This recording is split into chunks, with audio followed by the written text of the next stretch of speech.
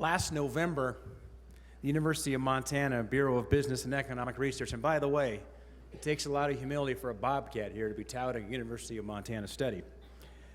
My dad went to the University of Montana, so I grew up in the divided house, but they released a great study on the economic implications of the president's new regulations on coal-fired power plants for Montana. Karen mentioned that a bit in her presentation. And here are some of the consequences that were published in that study. The loss of 7,000 good-paying jobs here in Montana. That's good union jobs. Those are jobs that we depend on the Crow Reservation as well as across Montana.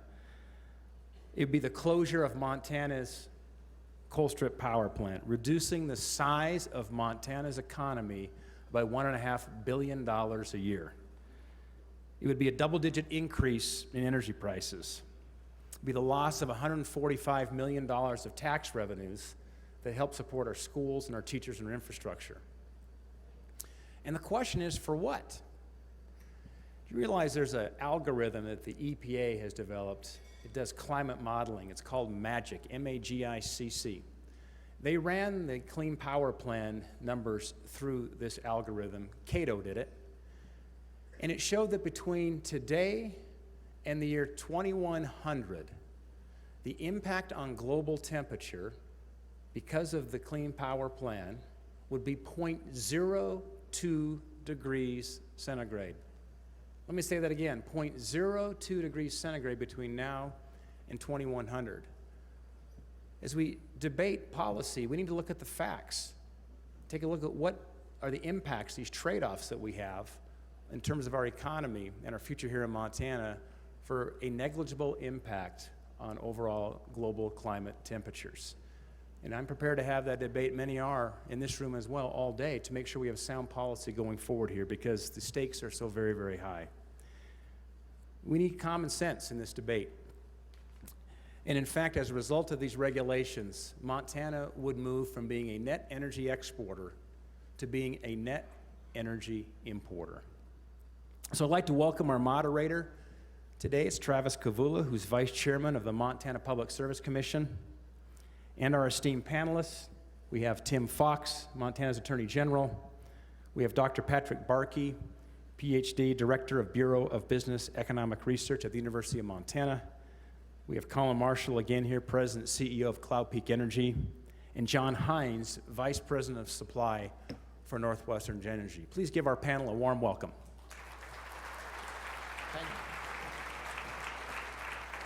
Thank you very much, Senator Daines, for having us all here.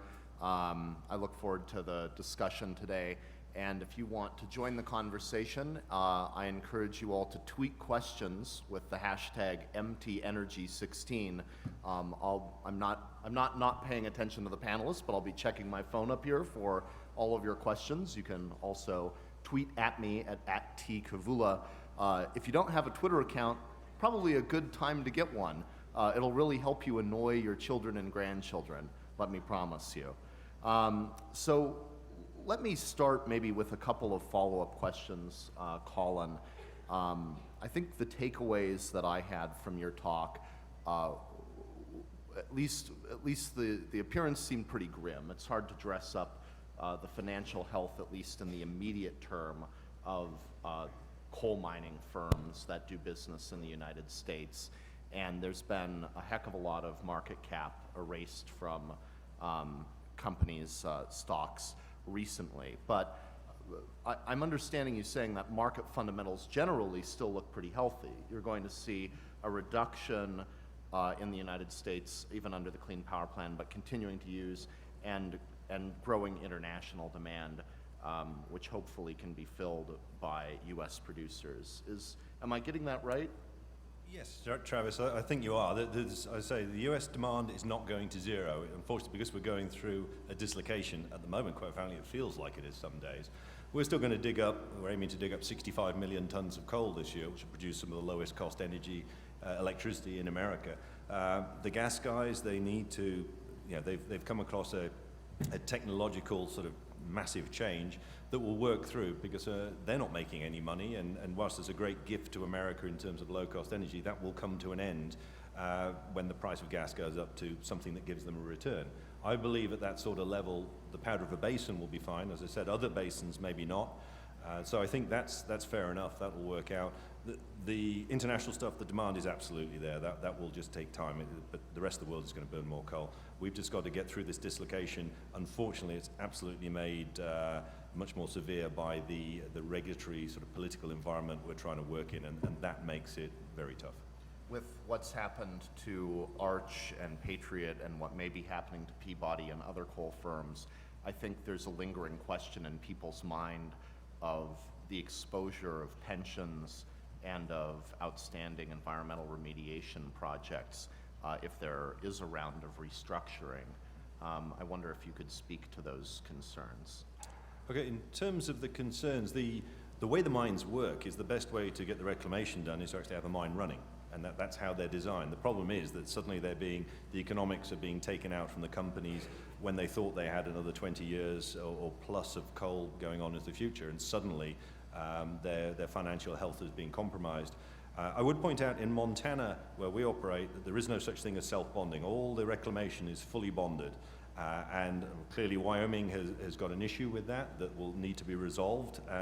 But the best way to actually make sure that the reclamation is done is to run the mines. So that should have. The other thing I would say is, do you realize at the moment there's no bonding requirement for windmills? Right. Are you concerned that if Wyoming mine regulators call your bonds, that your company would be able to survive such a thing? Well, Cloud Peak Energy, most of our bonding is actually with third-party sureties, and that's the way that it works in Montana. So we have some self-bonding in Wyoming. We're actually decided it's probably best to try and reduce that, and we're working with our third-party sureties to try and achieve that. It'll cost a bit more, but we think it's the right way to go, and that's where we're heading. But clearly, the bonding issue in Wyoming is a major issue that needs to be worked through. Great. We'll get to the Clean Power Plan in just a moment, since it's kind of the entree of any discussion of impacts of energy policy. But I wanted to follow up with Tim, and thank you for your service as Attorney General for the past 4 years, Tim.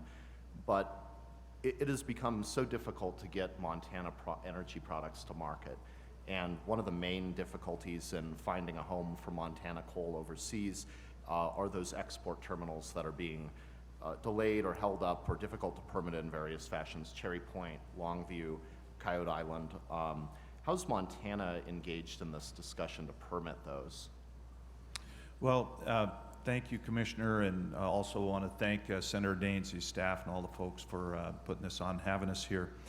So you'll soon discover that my take on many of the issues that we're talking about here today and tomorrow is a little different than perhaps others. We've got policymakers, legislators, we've got engineers, a lot of really smart people in the room. But at the Department of Justice, our look at all of this is defending the rule of law and the Constitution, which I think is one of the more important foundations of what we do here in America and why we've been so successful as a country.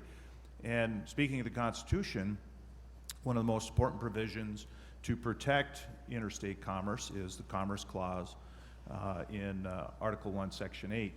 And normally we look at the Commerce Clause as a bookends on what the federal government can do in regulating commerce, but there's what they call a dormant Commerce Clause as well, that really regulates what states can do in picking winners and losers, if you will, with other states' commodities. And of course in Montana, we're blessed with a lot of wonderful resources: agriculture, timber, and of course our fossil fuels like coal and oil and other things as well. And because we're landlocked, the only way we can get those to the markets is either on our railroads, of course, which are usually the most efficient ways of transporting our commodities.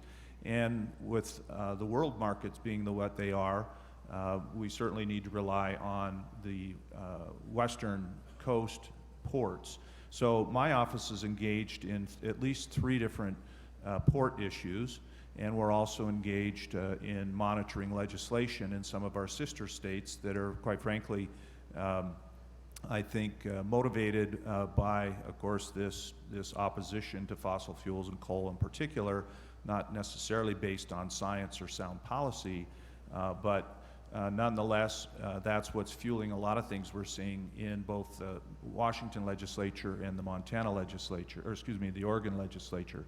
So we are engaged through attorneys that we've retained, and of course the attorneys in our office who are monitoring these things in not only the Washington legislative situation with respect to coal strip, but the Oregon legislation as well. Now I think once legislators and others, Puget Sound Power and others heard that our office was engaged in these issues, the legislation in Washington was amended ostensibly to try to remove some of the Commerce Clause problems.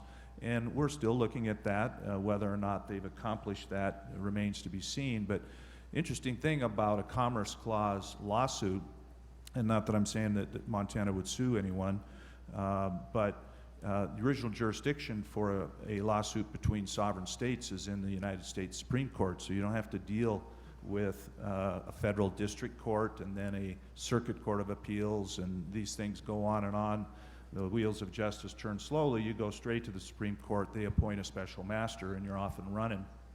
And it still takes time, but that, I think, is a good option when some states try to pick winners and losers. With respect to the coal port issues, there's at least three. There's Cherry Point, Longview, and Point Morrow or Coyote Island. They're all a little different. They're all established industrial sites, interestingly enough, that have had a long record of environmental protection and following the law and getting permits through the proper channels. Each one of those, for various reasons, have been beset upon in the expansion application process. We know that the governor of Oregon's lost his job over some of the activism that he's engaged in trying to stop the Coyote Island or Point Morrow coal port expansion. That's on the Columbia River. And then, of course, Longview and Cherry Point are in the state of Washington. We are monitoring the environmental impact statement process, and we've heard here just recently that apparently the federal government wants to deny the permit on, I believe it's on Cherry Point. Yeah, they want to deny the 404 permit outright. So that may have some legal consequences as well. So that's a long answer to a short question. And you'd think after all of the political scandals in Oregon around these energy policies that would have kind of taught a lesson, but the recent Oregon legislature has passed a law that is really a first of its kind in the country, essentially banning the importation of coal-fired electricity by wire. Right. About 15 or 20 years hence. I know that North Dakota has taken on Minnesota right. On some of these Commerce Clause issues when they've tried to prevent interstate trading in electricity fired by coal. So when will your office make a decision on how you're going to proceed relative to this West Coast legislation? Well, the Oregon legislation is more longer term in terms of its implementation, and so there's time for us to look at that. And you're right, that piece of legislation, we believe, probably directly implicates the Commerce Clause and is problematic. In the North Dakota case you're speaking about, North Dakota's been successful in suing Minnesota, I believe the Public Service Commission there, through legislation passed there that it did similar things in requiring that the state not import coal-fired generated electricity, and that definitely violates the Commerce Clause. That case is in circuit court now on appeal. So that's what we do at the Montana Department of Justice. That's part of my responsibility, both pushing back against the federal government and those states that violate the Constitution. Let me turn to Pat and John and ask kind of a broader question. I mean, and this is inspired by one of Colin's slides where you had the kind of major challenges to your industry. And the first line was competition from natural gas. There's a market fundamental. I mean, we heard from Karen that 10 years ago, shale gas was 2% of the gas supply. It's going to be about 50%. And I think you yourself said fair and square, right? Technology develops, we're fine to face that competition. The rest of that slide was just a laundry list of policy interventions that had occurred to make your business less competitive. So I guess I'd put it to John and Pat. What's driving the bus in Montana and in the nation and really on the planet? Is it market fundamentals about energy, or how much of market outcomes are really determined at this point by public policy? Who'd like to go first? I always defer to a Ph.D. I think this has been summarized pretty well already this morning, and I thought Colin Marshall did an excellent job. I think it's all of the above, and I think to the extent that policy impacts investment, as clearly it has in many circumstances, renewables was mentioned, but export of crude oil was mentioned. Some things that haven't been mentioned that have been there for a very long time, corporate fleet mileage standards for automobiles have had enormous impact on investment. So those things matter a great deal. They tend to move a little bit more slowly. In Montana, what's driving the bus right now is a combination. And I agree with what Colin Marshall said. You have to take a longer view of these market changes and understand what the environment is that will continue to impact the drivers for Montana. I think I noted a lot of optimism there, and that was good to hear. I think it's because of optimists that the world's a better place today. But this is a tough time to be optimistic. But I think the policy changes have been rapid, and they've been significant, and they really matter. And they matter for investment, and that's why they matter for our future. John, you work for a regulated utility, and you have to answer my questions all the time. So maybe the answer might be obvious, but how much of energy is policy-driven versus driven by market fundamentals from where you sit? I think I would answer that from a couple of different perspectives. First, obviously, what is driving the change, and then perhaps what should be driving the change is even a more pertinent question. I'm a little bit old-fashioned, but I still support the paradigm where you have laws that should be setting forth the scope of and the policies. Then you have agencies who should be only implementing those laws within the framework of the laws themselves. And then finally, I think economics generally sets the appropriate direction within those boundaries. I think I can say, unfortunately, both at the federal and at the state level, absent a real coherent energy policies, that there's a vacuum. And I think to a large degree, you've got agencies stepping up and creating their own policies, and then economics follow. So I think both at the federal and the state level, what you're starting to see is a much more balkanized approach to addressing energy issues, and also conflicting policy direction. From a regulated utility, that's obviously very disconcerting. We do much better in an arena of less uncertainty, lower risk, and our shareholders respond to that, and our customers ultimately receive better benefits. So I think that if we could get a more coherent energy policy both at the state level and at the federal level, it would help a lot of these questions be answered, rather than having agencies stepping out more on their own and creating their own policies. So your objection is not so much to the market that you operate in being driven by policy. You just want a cogent policy, one that swims in the same direction rather than a dozen different policies from a dozen different agencies, some of which seem to conflict with one another. That's correct. And I'd also add that whipsawing policies within the same agency changing over a relatively short time frame is extremely difficult for us to allocate capital in a manner that is most efficient. Let's turn to the Clean Power Plan and its impact on the power sector and on coal mining as well.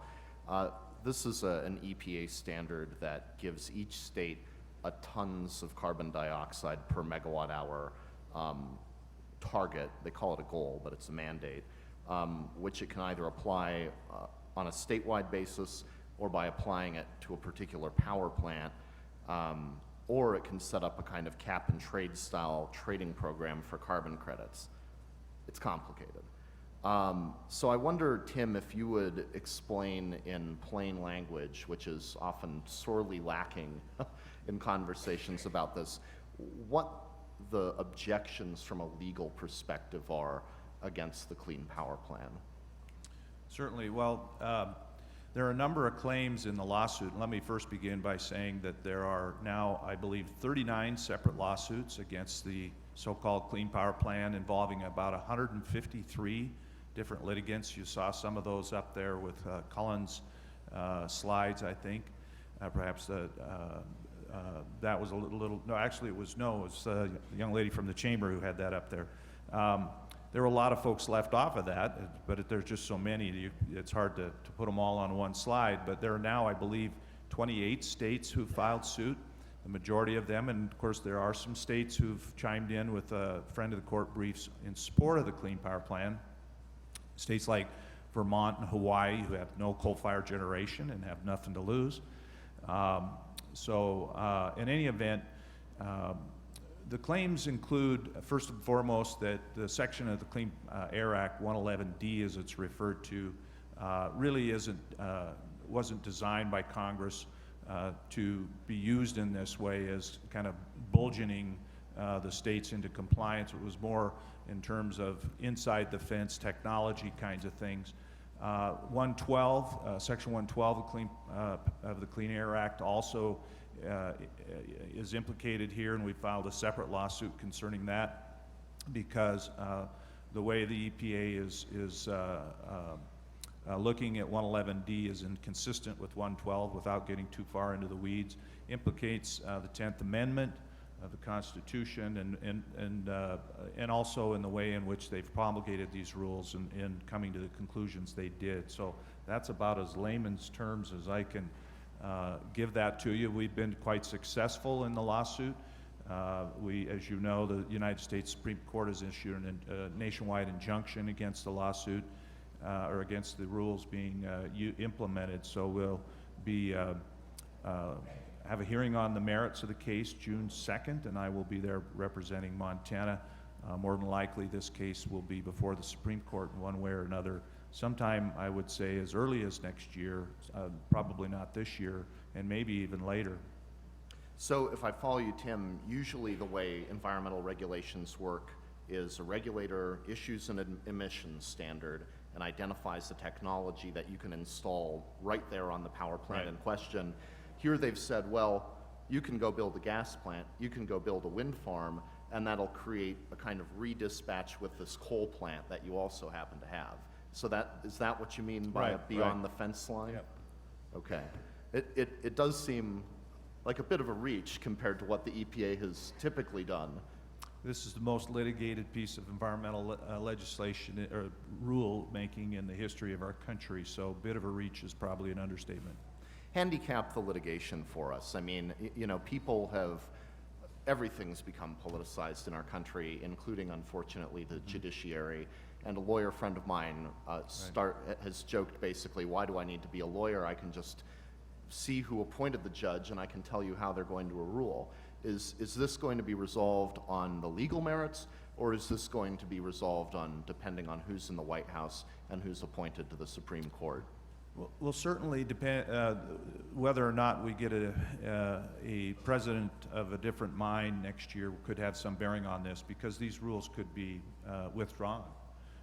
So that's a possibility, and certainly with the 8-member court that we have now, if we were to get up there to the Supreme Court and have a decision that was a 4-4 split, which is quite a possibility, then whoever won at the Circuit Court of Appeals essentially would have won the case. Now, it won't be a nationwide application of the rule, but whether or not that really matters for the EPA in this case remains to be seen.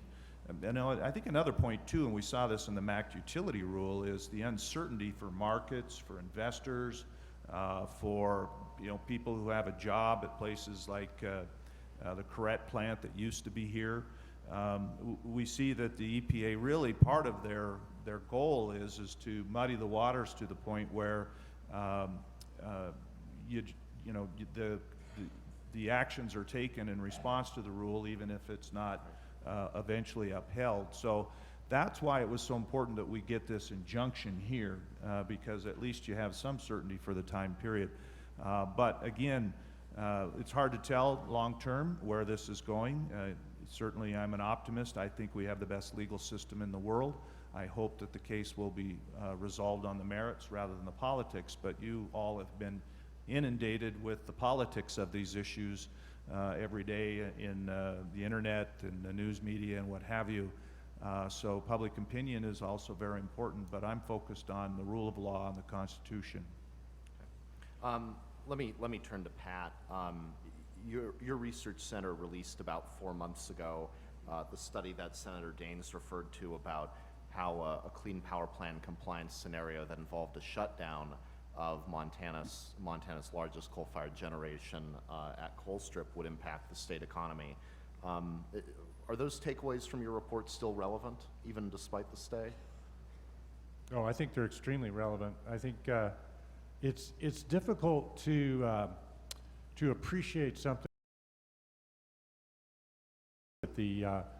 with the system that we have today, the reliability and our export status when it comes to electricity production, as the senator mentioned. So I think the important thing about the study that I think remains relevant is not that it's a prediction, or it's an outcome which is guaranteed, and so therefore we should plan on it. But rather, I think it teaches us three things. One of which I think we already knew. If I can modestly say, we did a study in 2010 that said that the ongoing contributions of the Colstrip generating plant were substantial, and they're substantial because they make a made-in-Montana product for economic reasons, for advantage, not because of a subsidy. They have high-paying jobs, and so the ongoing operations of that are important for the economy. I think that we already knew that. I think the study also showed something that I don't think many Montanans still appreciate, and that is the fact that our whole system of generation and delivery of electricity is really crucially impacted by the ongoing operations of that facility. It's the bookend of a long transmission line. It's certainly something that balances the system in a way such that if it were removed, there would be substantial investments required in a very short time frame just to render us whole. And I think the third thing that study taught us, which is very relevant and should be in the minds of all policymakers, is the fact that policies which impact electricity prices, as people in Germany are finding out, matter a great deal for investment. There's very few places you can hide from a higher electricity price. And so those prices come about in a number of ways. Some of those are outside of Montana. I mean, the Clean Power Plan is focused on retiring facilities that typically coal facilities, and that changes the wholesale market for power. It also changes the price for power in Montana for wholly Montana-specific reasons, because Colstrip is such an important part of the wholesale market in Montana for customers who buy their electricity directly on the market. Most of the time that power is coming from Colstrip, and the fact that Colstrip is in our backyard matters a great deal. And so this is something we've grown up with, and actually John Hines is much more qualified to talk about exactly how that works. But the bottom line is that this is high-powered stuff for the economy, and so we should be paying attention. And your study set off sort of a round of debate in Montana, it seemed. And on one side was you arguing that because the grid is interconnected, because the state gets so much revenue, because electricity is an input in everything we do and advantages the large industrial consumers, the people buying from Colstrip on a choice basis, that it was really a statewide problem. But you've at least had one rival study saying, well, this isn't a statewide problem, this is a problem essentially for the 3 or 4 rural counties that are heavily dependent on coal mining and coal-fired generation. And I wonder if you just respond to that argument they've made. Sure. Well, I mean, what I've responded to any criticism of the study is it sounds a little bit like playground talk, but I'll say it anyway, and that is show me your scenario. I mean, show me your complete answer to this plan, Right. which both complies with the plan and also keeps the lights on in businesses and households across the state. So one that reflects the kinds of investments that would need to take place, which, by the way, would be borne by all Montanans, as well as complying with the plan. So it's more than a matter of simply taking pieces of that, be it coal production or be it the jobs in Colstrip itself. It really has a broad footprint. And so when and if I see that analysis, then I would comment. But otherwise, I think it's kind of a rigged discussion, and I would not be inclined to participate in that. And I'll turn back to John in just a moment, but first going to Colin. You shared a few data points about how you would expect the Clean Power Plan to affect the domestic market for coal mining in the U.S. I mean, who is this going to dislocate? Is this mostly an East Coast mining issue? Is it a PRB issue? Speak with a little more detail on what you think the effects of Clean Power Plan will be on coal mining in America. Okay. I mean, the thing that struck me when I actually looked at the Clean Power Plan when it came out, it was a basically burn less coal and you can choose gas or subsidized renewables. That's your choice. So clearly, it was going to have is going to have, whatever happens, a big impact on coal burn for power generation in the U.S. I mean, that's the intent of it. At the moment, as I said when I spoke, unfortunately, burning less coal is identified as the answer to climate change, not actually reducing emissions. And to me, that is a fundamental problem, as I said. So it'd be less coal. I think in the East, they're already being impacted by gas, quite frankly, and the mines are old and maybe the resources are running out. So that's been going on for a few years, certainly in Central Appalachia. I think there would be a significant impact. There already is being an impact on the Powder River Basin. I said we're producing a lot less tons than we used to. We think we should get to a level of stability before the plant comes on, because the one thing about uncertainty, generally it leads to inaction. If that's true, then hopefully the plants that were closed by the MATS thing, even though it was stayed, we won't be too many more closed before 2020. But whenever the Clean Power Plan or something, or it's something after it, if it's changed or if it comes in, there will be a significant reduction in the amount of coal burn, and it will impact all of us. The optimism I had for Montana, and certainly for the Spring Creek complex, the Crow coal, was more about, well, there won't be coal available, federal coal, in other areas, not because the demand's getting bigger there. It's just the places you can mine are being reduced more quickly than demand. But I think at the moment, for the next few years, because of the uncertainty, hopefully we'll actually get to a level of some sort of stability. But within that, we will see coal burn going up and down much more with the weather than it ever used to, because if you put wind and solar in, dispatch them first in the stack artificially, not on cost but on some regulation, then it upsets the economics of the whole generation, and that's what we're seeing, and people like John have to deal with it. Suddenly, it's coal plants as the marginal unit that are ramping up and down to follow customer demand. Yeah, when the wind blows or not, and that must be a very tough way to try and run an electricity system. It certainly means less coals burnt, which we impact, you see, but I think overall it comes through in much more expensive electricity for consumers. Right. John, let me turn to you. It seems if you take the Clean Power Plan on its face, and if you assume that it's not going to be overturned or modified in the judicial or political process. I object to that. If Tim doesn't win, let's just take the worst case scenario here, that Montana, in order to hit that 48% reduction target, is going to have to be going out to other states, either with a begging bowl to try to buy carbon credits from states that have them available, or we're going to have to shut down a lot of coal-fired generation in this state. I know NorthWestern comes out every other year with a resource plan that tries to forecast the future and analyze scenarios. That's being filed, I know, with the PSC tomorrow or today. And so why don't you preview a little bit of what you're planning in terms of a potential coal strip shutdown or redispatch scenario in that report?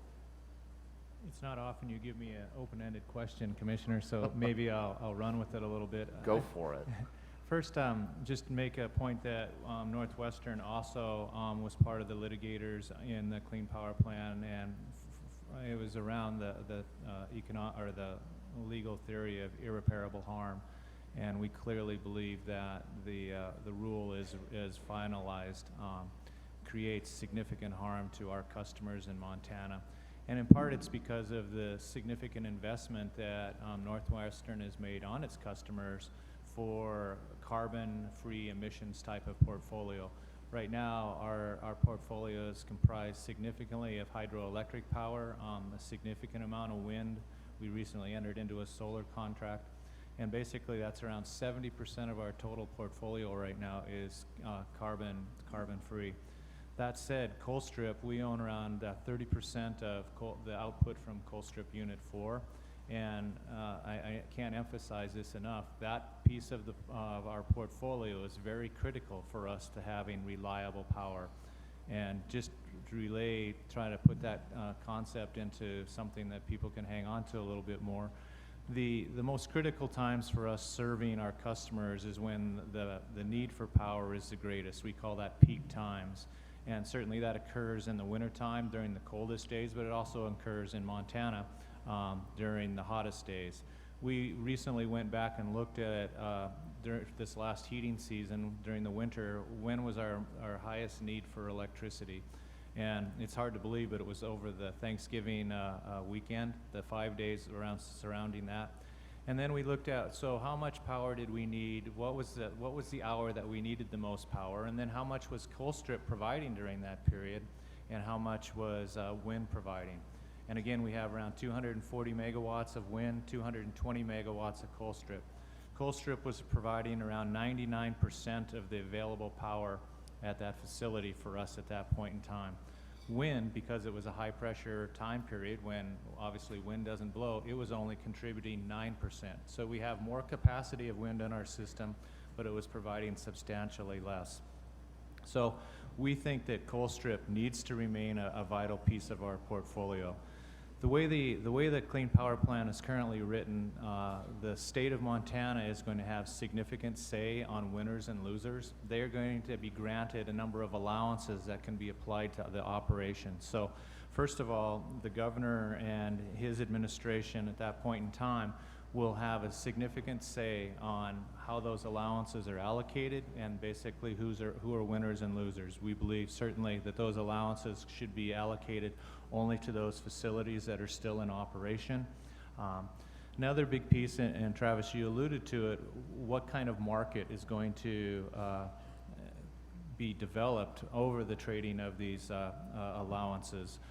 You know, we hear a lot of different things. Certainly, some states are saying that even if they do retire coal plants and have some of those allowances should be retired, not put into a market. Also, there's two different methodologies that states can choose as to how to implement the Clean Power Plan.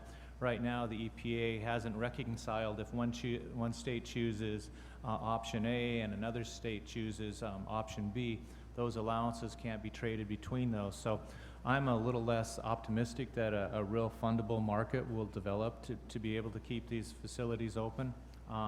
And that's why, frankly, I'm very hopeful that the Attorney General and, frankly, our lawsuit will prevail ultimately in at least being able to reconsider the impacts on Montana. As it was noted earlier, Montana has the most adverse effects of any state in the country. Finally, just talk about what we're looking at going forward. Taking coal out of the mix, whether it's from the Clean Power Plan or, as you noted, states taking individual action to close power plants.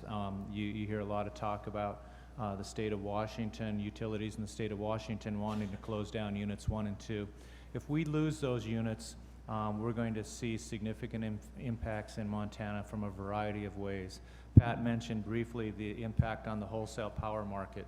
Montana right now enjoys the luxury of being a surplus power generation state, which means we get power traded in Montana at a rate that's less than basically the point where market is generally traded in the Pacific Northwest. If we become an energy deficit state, that reverses and people will have to pay transmission costs to move that power into Montana.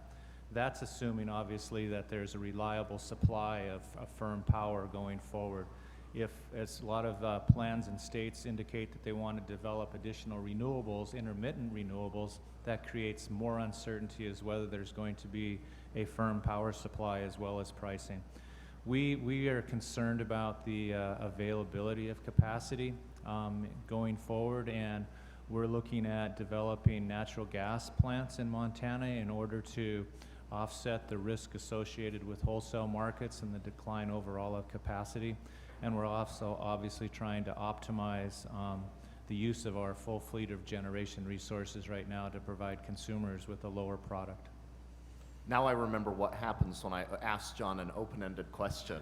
That was good, John, but let me ask you directly, if you shut down Colstrip 4 early, which you guys have a depreciation lifespan on it that goes out into the 2040s, I think. If you have to shut it down because of the Clean Power Plan in 10 or 15 years, what would NorthWestern Energy at this given moment in time think would be its replacement? Would it be natural gas or wind, or what exactly? Right now, we would look at two options. One, we'd be trying to build out our existing hydroelectric fleet. We believe there's economic upgrades at our existing fleet, and including expanding on a facility that doesn't have any generation right now. And then we'd look at natural gas. Our portfolio, frankly, doesn't need a lot of additional intermittent generation unless public policy dictates that that's the direction we should go. So, one of the difficulties in complying with the Clean Power Plan is that older hydro resources don't count as an offset against the pounds of carbon dioxide emitted by coal plants. And so I wonder, John, how would you go about trying to collect emissions allowances from either the partners in Colstrip or others in order to keep that plant around? First, I would hope that the EPA would reconsider one of the provisions in the Clean Power Plan is that the addition of new hydro doesn't count as far as offsetting the allowance requirement. Frankly, that baffles me as to why that's the case. And so at a minimum, I would think something like that would be modified.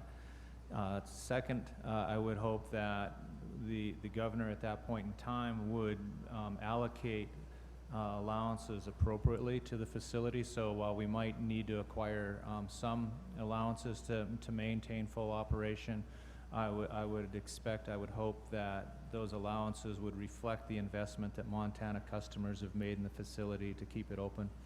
And then there may not be a significant deficit that we'd need to make up through other alternatives like market purchases. And just to be clear, and I'll let anyone who knows the answer answer, but the Clean Air Act is pretty clear that state plans submitted under 111D are decided not by the legislature of a state, or not by the PSC of a state, or not by the Attorney General of the state, but submitted by the governor of that given state, and it's his or her prerogative on how to dole out allowances, right? That's That's correct. correct. That violates the separation of powers. That's a rule of law. So we have a couple questions coming through on Twitter. A reminder, people are encouraged to ask them with the hashtag MTEnergy16. One of them is, what should a state or the industry do to ensure that there's enough investment in coal export terminals? And the questioner points to Utah's decision to commit $53 million to make export more easy. Is it, I guess I'll put it to Colin, is there something the state of Montana should be doing to kick in a little money to the kitty to try to get these export terminals across the finish line? Or is the problem with building these terminals not investment but the politics of siting? Well, thank you for that. I think at the moment what we need is it's a sort of a permitting stroke process battle that's going on, and we're getting great support politically to try and move that forward. So we need that to continue. At different times, some economic development money would absolutely be helpful, depending on where markets are. Clearly, at the moment, the coal industry is under great strain. But the cost of developing ports and everything, and the international markets are weak.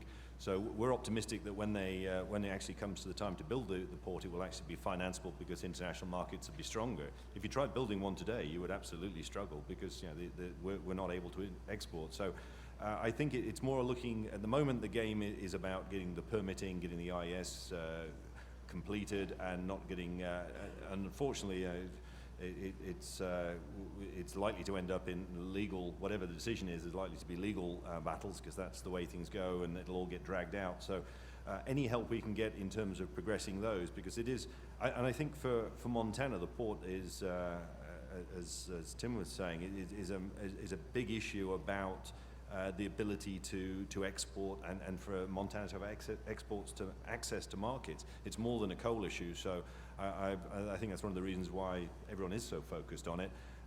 But at different times, then money, it depends whether there's money being spent or not. But I think at the moment, the support, the understanding of the importance is what's important, and the time people are putting in, and the political capital.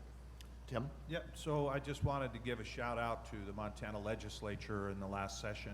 They appropriated $1 million to my office for these commodity export litigation issues, and so that's one of the ways in which I think we can help. We would prefer not to be involved in litigation on the Point Morrow, Coyote Island matter. We're involved in a very lengthy and detailed administrative action, which could evolve then into a legal action, and certainly with Cherry Point and Longview, that's the case as well. And real quick, I want to say too, we've been talking about consumer prices and the rule of law and impacts on particular companies and commodities and what have you. And I know we've talked generally about jobs, but this is a people thing in addition to everything else. I know we have our organized labor folks are here today. Al Ekblad and the FL-CIO, their members are very concerned about this. Whether they be teachers or pipe fitters or boiler makers or teamsters or whoever it is, whether they're in organized labor or not, this is all about our communities and our citizens here and our families' ability to do the things that they should be able to do for now and for the future. So thank you for being here, Al. So final question to all the panelists. Let's put to the side the issue that looms so large right now, carbon dioxide regulation. What do you see as the biggest policy challenge for the energy sector over the next 5 to 10 years? Who'd like to start? Pat, you look like you have a thought on your mind. Oh, really? I think the market challenges are the big ones, but I think the biggest challenge for the energy industry, because it is a global industry, I think is going to be what's going on with global politics and with global everything from security to things that impact trade. Because I think that's if we're stepping away from policy, so clearly what's happening with respect to the rather immature political systems of energy importing countries, to frankly the security of the nation's trade corridors is big. I don't know what that means, but it's going to matter a great deal. Pat, with the global perspective. John, how about you? I would think one of the biggest issues is whether the industry continues to perform at more of a centralized level or more in a disaggregated level. And primarily, I believe that's a function of both economic tax incentives or reallocation of wealth among different customers, and then also different regulatory pieces. I think if it's on a across-the-board even keel, I think a centralized approach continues to be the most economically viable and reliable mechanism. But as we've seen certainly in a lot of states and at the national level to some degree, those incentives are trying to skew it more toward a diversified individual power supply structure. And we'll be sure to ask a couple questions about distributed generation and net metering on tomorrow's panel that I moderate. How about you, Tim? Well, back to the rule of law. We have over the years and more recently, in recent years, seen an erosion of the principles of federalism, the federal-state relationship. And I think we all need to be concerned about that. There are very important policy issues to be debated here, climate change, energy future, portfolio, all of that. And we need to have those discussions in our legislatures and in Congress. And it's unfortunate that we are litigating them in courts. It's very inefficient. It's not the way our system of government is set up. So I think the most important thing going forward is what we're going to do in adhering to the Constitution and the rule of law, and whether or not this administration or future administrations are going to get back to our founders' principles on how this country was formed and what's made it great. That's my biggest concern. Colin, you have the final word. Well, I think I'd build on what Tim said. Is the fact that all this stuff is being fought out in courts and all the rest of it is not an efficient way to actually work out a country's a massive country, the world's biggest economy's energy system. There should be an energy policy in the US, even though it seems to be a pipe dream, and it should be debated and worked through Congress and whatever it is, then people can deal with it. The fact that everyone's taking end runs around the way the system is supposed to work is just creating the mess we're in at the moment. Okay. Thank you for all of those thoughts, panelists. Colin, Tim, Pat, John, let's give them a round of applause.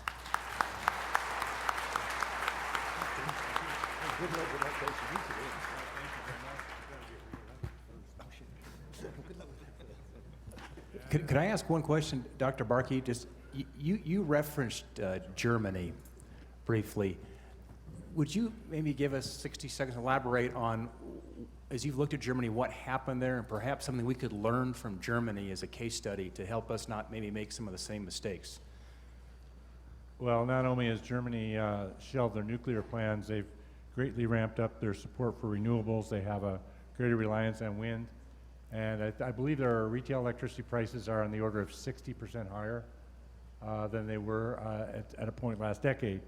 As a result, world-class companies like Siemens are not expanding in Germany, and in fact, they're locating their more energy-intensive and also high-wage job-creating activities in other places.